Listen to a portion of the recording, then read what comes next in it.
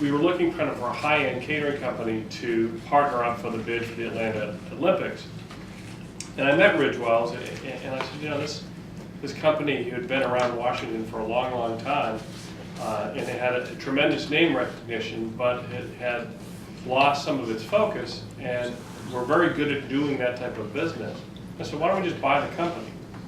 And so we started, there's a process called due diligence when you're buying a company, and due diligence basically means is you start to look under the hood and see what's there. And you do that in advance of making an offer. And what had happened was the president of Ridgewells at the time and the son of the chairman of the company that I worked for had gotten crossways on a number of different fronts.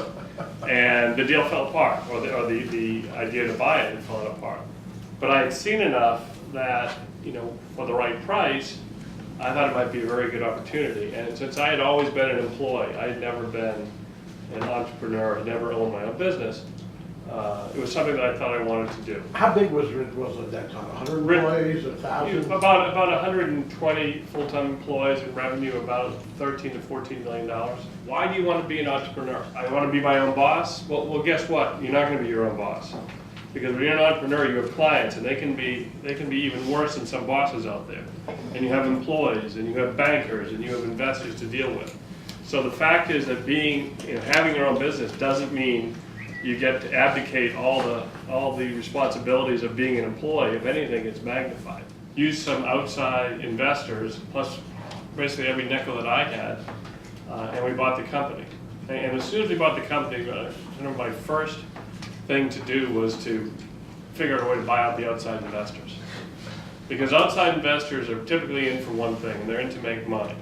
They don't really have the passion for the business, and I don't really blame them. That's what they've invested their money in.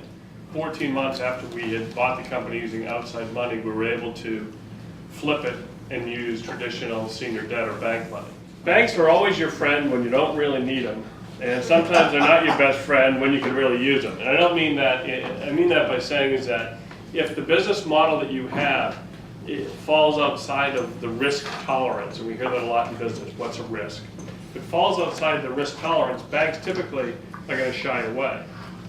And what you want to be able to do then, if you have to have outside money, is improve and turn around the business, improve that it can sustain itself, so then you can go to a bank, which is a much more stable lending platform, and that isn't looking to siphon off any of your money. We're now approaching a $50 million company with 500-something employees, but I sign every single check that's written on the company. Not because I don't trust people, but it's because I want to know where the money's going. Being an entrepreneur, again, means that you realize that on every given day, your business, there's a risk involved with having your own business. And that risk, you know, it can be impacted by what you do and what can occur outside. You know, one of our accounts that we cater is Capitol Hill. I just got a call this morning is that our business is considered non-essential, and so we have to shut down starting tomorrow if there's a government shutdown. I mean, clearly it impacts a heck of a lot more than just me, but it does have an impact on our business, and that we have a thing called business interruption insurance, and it was a headache that, you know, that when people see this happening on TV, they don't realize it affects a lot of people. It's going to affect 100-something employees of ours. So it's the ripple effects when you have your own business. All sorts of things can affect what's going on. You want to start something from scratch, or do you want to buy something that's existing? Now, I want to buy something existing, and part of the reason why that's, I think, a good idea is that when you buy something that's existing, you have a baseline. You have something that there's history. And that helps when you're looking to talk to banks. It helps when you're talking to people that are going to be suppliers and vendors, that it's not something that's just been made up. And the idea of off-premise catering is we make it in a central facility, chill it, bring it to wherever it's being served, and thermalize it or heat it. We can do this all around the country, and in theory it made a lot of sense. For an application, it's a business that needs much more of a hands-on approach where people know and the employees know, who the owners are, going to people's homes, going to events, going to the White House, going to the State Department, places that we do business, that you make sure you have a presence there. When I did a little study myself, it had such a high level of recognition, but the problem people would say is, oh, well, my grandparents used them for their weddings, and my parents used them for theirs, but the brand needs to be freshened, it needs to be changed. So some of the things when I bought the company that we looked to do was to re-image and reposition the company. Yes, we can do the very high-end black tie event, but we can also do the corporate drop-off so that we hit more of a market than just the high-end market. And the other thing is that the catering business, it follows the economy the same way a roller coaster follows a track.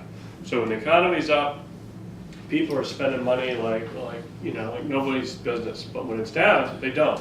We diversified the business by doing, getting other contracts that were much more stable, much more 12-month.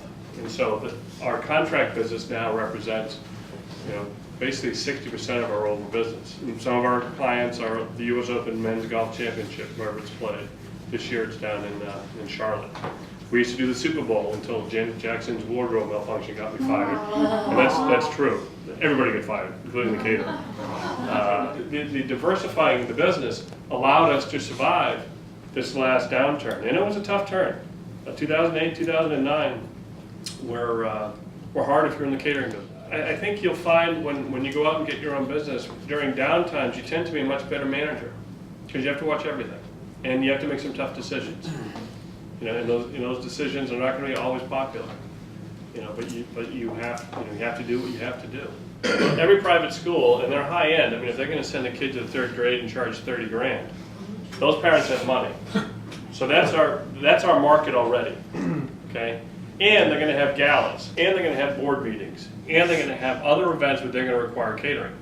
So for a school, for us is probably $600,000 to $700,000 of other catering business for doing cafeteria. That does help us in January and February when all our other business is dead. There are two prices that you'll get for business, and as you get into more on the looking at a business, you'll understand this better. One is called market price. But when they say market price basically means that Bob's an outside investor with a bunch of money, and he's going to look at a business that's going to give him a certain amount of return. So he's going to buy it basically just on the historical financial performance of that business. So that's what they call market price. Now, the other price that people set, and they have different names for them, but there's strategic pricing or value pricing, which is I have a business and there's an additional value to me to buy Bob's business because Bob's in the catering business. So by buying his business, I'm going to realize a 15 to 20% better return than if I just bought him on market. So you look at what's the market price and what's the real value to me, if that value exists. So there are always going to be two prices that they talk about. Now, whoever's selling a business always thinks their business is worth a heck of a lot more money than it really is. And when you do get into your own business, there are a couple of kind of things that I would really always advise. One is, don't employ friends. Okay. Or family. Well, family sometimes isn't bad, but friends definitely. When employees, they're always going to break your heart. There's always going to be something, and you're going to have to fire people that you don't want to fire. But it's a little rough and tumble out there, and those of you who have served, you know what it's like. You're there for business, and having friends don't often make good bedfellows when it comes to business. Hire the best people for the job. People that are the most qualified, people that, quite frankly, I always want to have people smarter than I am, but hire good people.